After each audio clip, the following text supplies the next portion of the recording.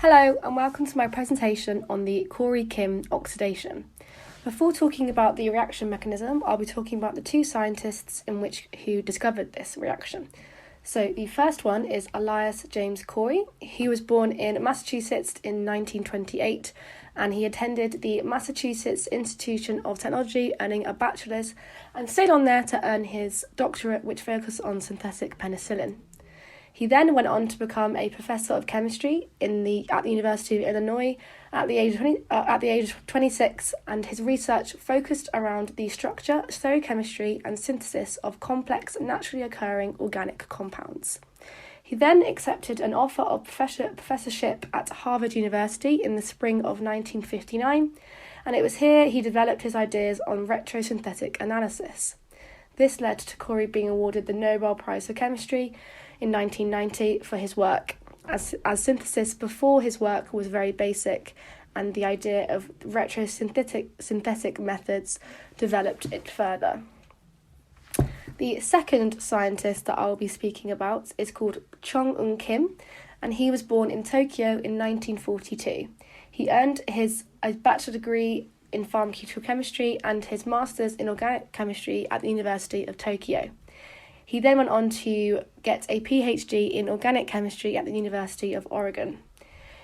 After this, he went on to work under Elias at the University of Harvard as a postdoctoral fellow, which is where they both discovered the Corey-Kim oxidation. Since Harvard, Kim has gone on to work on the discovery of Tamiflu, which was the first-line therapy for influenza.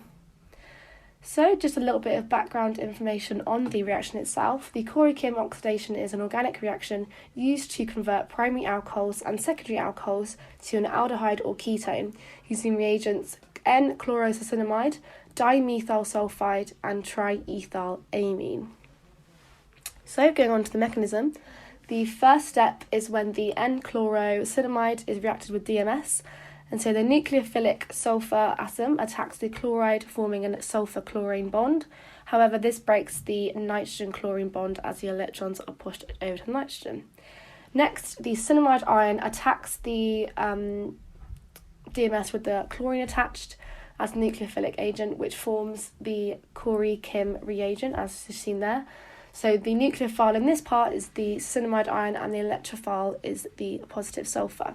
So as you can see, the chloride ion is produced with the Corey-Kim reagent, and this step is the addition of the alcohol.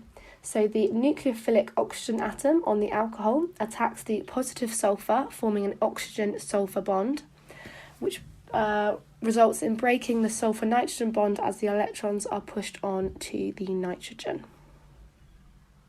This then forms these three products. The chloride ion, as mentioned before, the cinamide ion is reformed, and the alkoxy sulfonium ion, is produced. So the nucleophilic nitrogen atom attacks the hydrogen from the alcohol, which forms the NH bond, breaking the OH bond, pushing the electrons onto the oxygen, forming this product here. And so what happens here is you add a base, and this example is the triethylamine, and this is a deprotonization of the methyl group. And this results in this product here, which is a Zwitter ion called sulfur halide, and as this is a very, very unstable product, the a rearrangement reaction happens. So the negative carbon atom attacks the hydrogen, forming a methyl group.